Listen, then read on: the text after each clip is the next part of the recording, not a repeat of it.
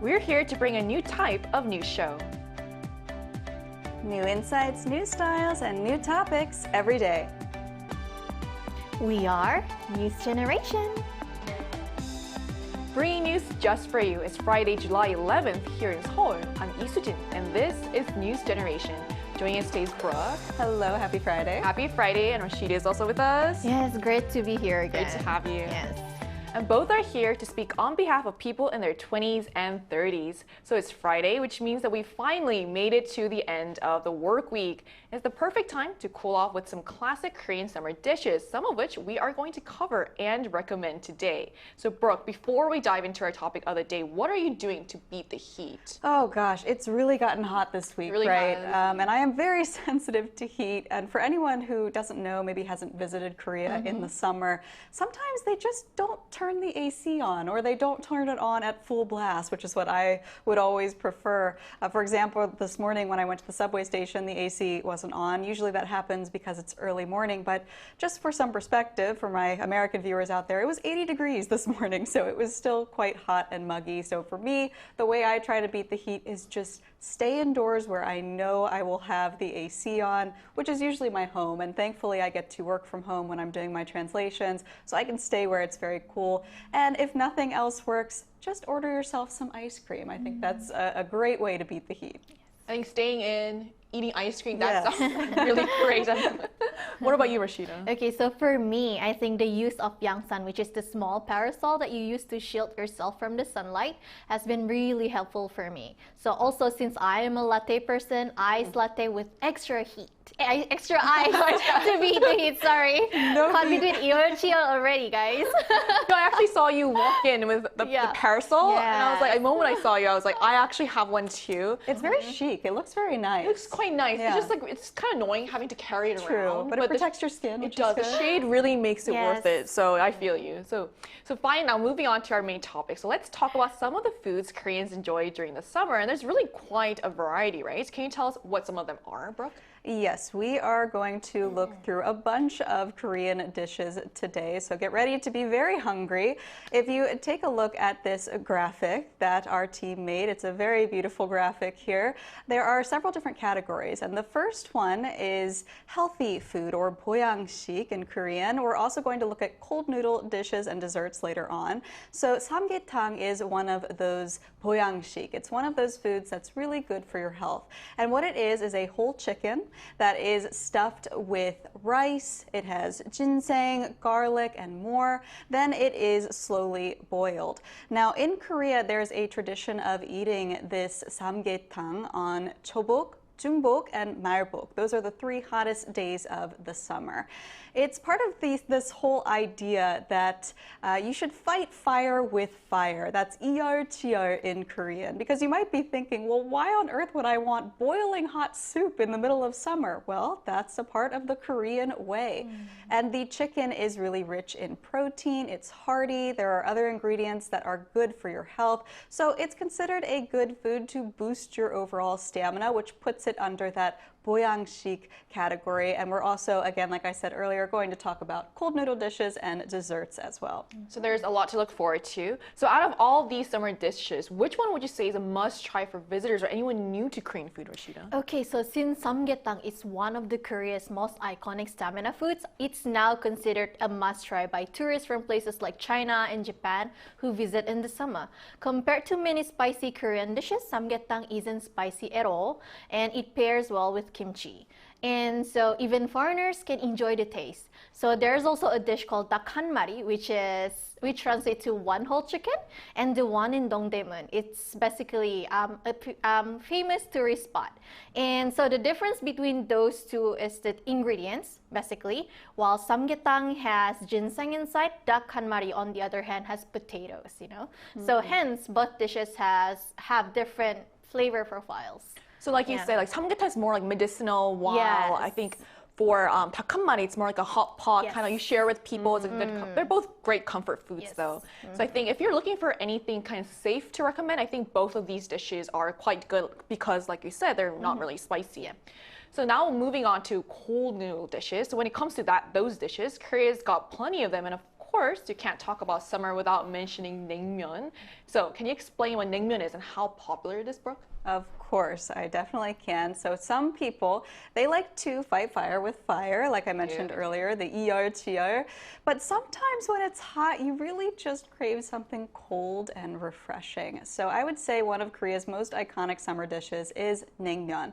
This is boiled noodles, but it's not hot. It's served in icy cold broth with various toppings. And recently, naengmyeon has even become a trendy food among MZers, and Korea's naengmyeon market has grown by nearly 45% in just 2 years.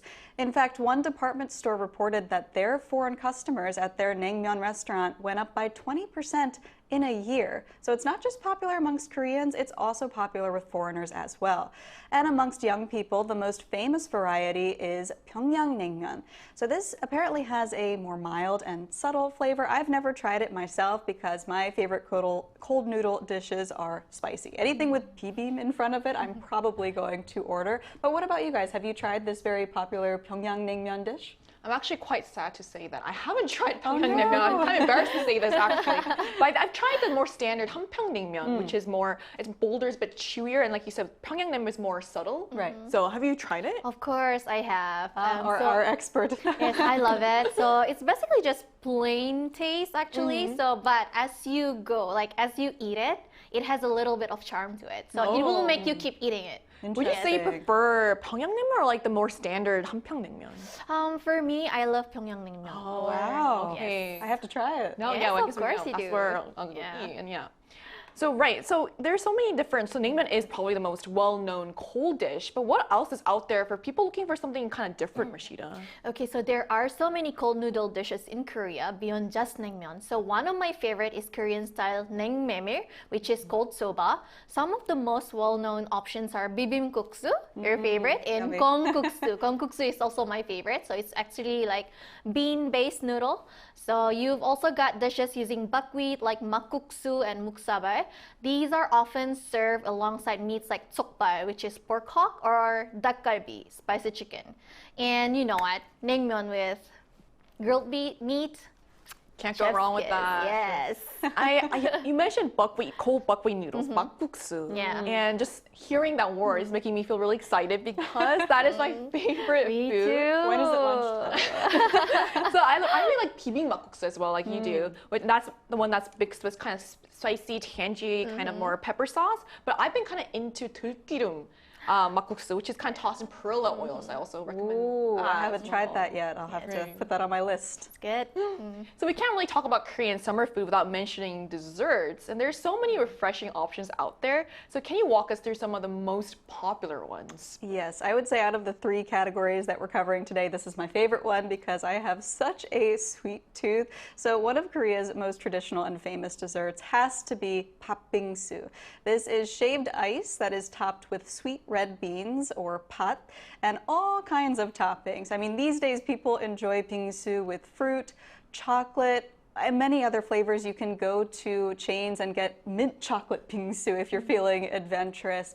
But what's interesting about this dessert is that while it's very accessible and affordable nowadays, back in the Joseon dynasty, bingsu was considered a luxury item because ice was very hard to come by. But of course now technology is a lot more advanced, so it's become a treat that everyone can enjoy. And I also want to mention, in addition to patbingsoo, there's also hwate, which is like a fruit punch. So again, if you're looking for a cold, refreshing dessert, those are 2 options for you. I guess we're very blessed that ice is no longer like really rare anymore. That's So I right. can't imagine going into the summer without that's shaved ice. So Rashid, I know you probably tried bingsu, right? Do you Of like course. it? And what are some of the more recent bingsu trends that we've been seeing? Okay, so actually bingsu is one of my favorite Korean summer desserts. Actually, I love the classic red bean with injeolmi, which is the powdered rice cakes and jellies. Okay, so bingsu has come a long way, and these days milk-based shaved ice is the standard. With the rise of luxury bingsu, some hotels are even selling mango bingsu for over $100. Wow. And this The MZ generation loves to flex with it. So, but lately, affordable patbingsoo from chain coffee stores has become so super popular as well. So, personal size ones could cost around $3 per serving, which is pretty cheap. Yeah. Yeah. I think that's also why it's becoming so popular because it's so affordable and like you said, comes in a cup, so it's also portable. Yes. So there's also videos have been trending on social media that show exhausted workers trying to make these patbingsoo. Yeah. And I've actually there's a chain store that I went to and they're all sold out. So I had to like visit several stores before I found one. I don't know if you've tried them. I still haven't managed to try it. I mean, you said you like sweet stuff, so I do, but it's always sold out, like you said, every time I go. I do recommend it though. If you Yeah. like sweet stuff, I'm sure you will enjoy it. I go on You will the love hunt it. for it. So we've covered a wide range of Korean summer foods today, from soups and noodles to icy desserts, and there really is something for everyone. So to get a broader sense of what's catching people's attention this season, we also asked our viewers, which Korean summer dish would you most like to try?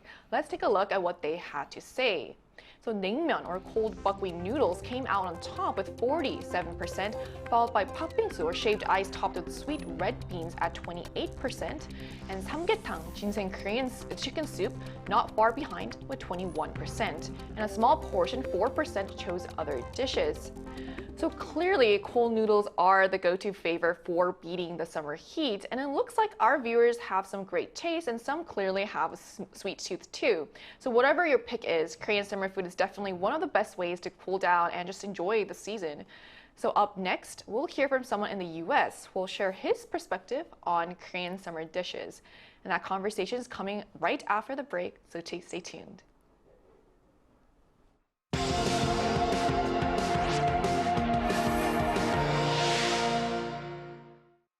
NewsGen wants to hear from you.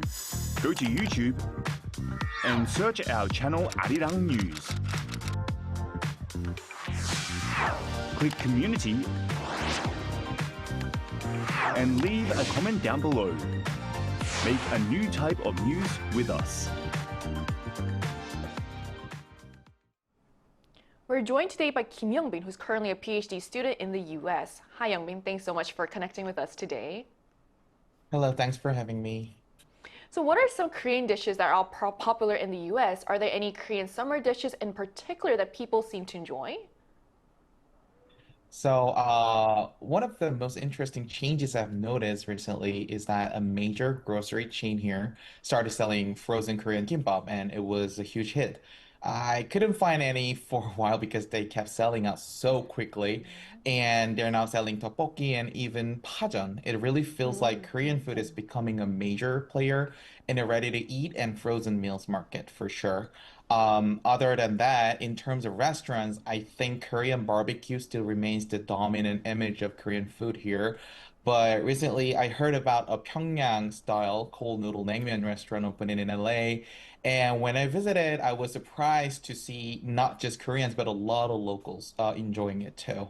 I wouldn't say that any specific Korean summer dish is trending here yet, but overall, Korean cuisine is definitely becoming more popular and visible, especially across different kinds of dining and retail spaces. Well, that is great to hear. I'm personally born and raised American, but I haven't been there, I haven't lived there in 10 years. So I'm curious, has anything changed in terms of during the summer when the weather gets really hot? Are there certain trendy foods that people are eating these days? And how do those compare to summer foods that are popular in Korea? Well, I think in the US, I think people tend to gravitate toward cold and refreshing options like ice cream, cold salads, smoothies, and especially iced coffee.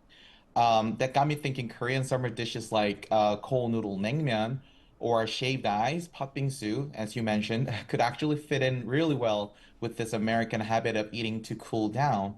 Also, during sports seasons, people here love eating hot chicken wings with cold beer, which really reminds me of Korea's chimek culture with fried chicken and a beer. So, but I think Korean summer food culture particularly unique because of, like you mentioned earlier, 이열치열 culture, fighting heat with heat. It's not just about eating cold dishes on hot days. People also turn to hot, nourishing foods like samgyetang, Personally, I really miss samgyetang. I think I could use a little stamina and energy myself these days. Okay. Okay, Yongbin. So anyway, you've mentioned variety of Korean foods. So if you had to recommend just one Korean summer dish, something you think everyone should try at least once, what would it be? Yeah, honestly, I will also go with the cold noodle naengmyeon. It's cold, tangy, and refreshing. Just perfect on a hot day. The noodles are chewy, the broth is icy, and when you add that mustard and vinegar, it gives you this sharp, clean kick.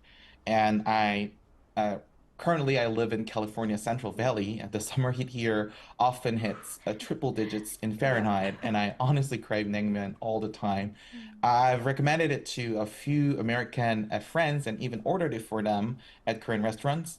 At first, you can tell they are a little hesitant. I mean, cold soup isn't exactly what people here are used to, but I think if more people gave it a try, especially paired with Korean barbecue, it could really catch on. That combo of smoky grilled meat with icy noodles is just, I mean, for me, incredibly satisfying. So if I had to pick one Korean summer dish for Americans to try at least once, it'd definitely be naengmyeon. Great. So thank you so much for sharing your insight. I'm glad you're also telling people about Korean food over in the US. So thanks for connecting with us today. Yeah. Thank you so much for Thank having you so me. much. Thank you. Thank you. So we just heard from someone who's studying in the US about their experience with Korean summer food and how it compares to what they eat there. So to wrap up our discussion for the day, I just want to close. We talked a lot about different types of food, but outside of foods such as bingsu or naengmyeon that we've mentioned, are there any Korean dishes that you'd like to recommend in this summer heat? Well, I have to say, talking to our guest, I really felt a lot of empathy because I remember living in California and feeling that heat. And he's so right. I think naengmyeon, especially with the meat, is such a great option. If you don't want to sit down and have a meal, my other recommendation would be street food. When you're walking down the street and the sun is just beating down on you, there is nothing better than just grabbing a snack to eat. And I want to recommend pajeon, which is this crispy scallion pancake.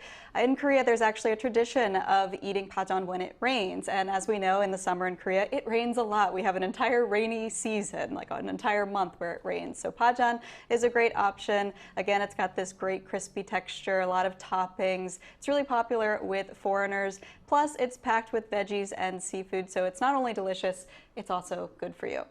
There's something just so cozy about eating pajeon when it's rainy. I can also kind of hear my stomach growling right now. So what about you, Rashida? What would you recommend? Okay, so this is gonna be my ultimate favorite. And guess what? A survey last year showed that the #1 Korean food foreigners love is actually K-chicken. So on a hot summer day, nothing beats some crispy chicken with a cold glass of draft beer or fizzy drinks. It's the perfect way to cool off. And yes. I can confirm. That's Right. definitely my favorite Korean food. But it feels like it's not like that typical. If fried chicken everywhere, they obviously have it in the US too. But with Korea, what's really sets it apart, I feel like for me, is like the sauces. The yum-yum. It's Right. so Yes. special. There's just different types of sauces. There's honey butter. There's like cheese powder. So many different things you can So get. good. Right.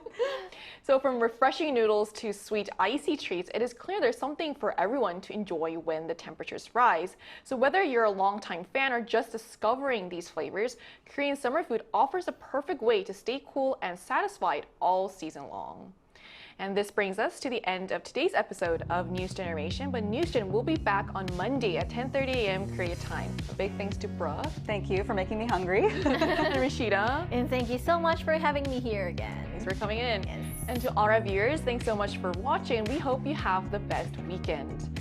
We are News Generation.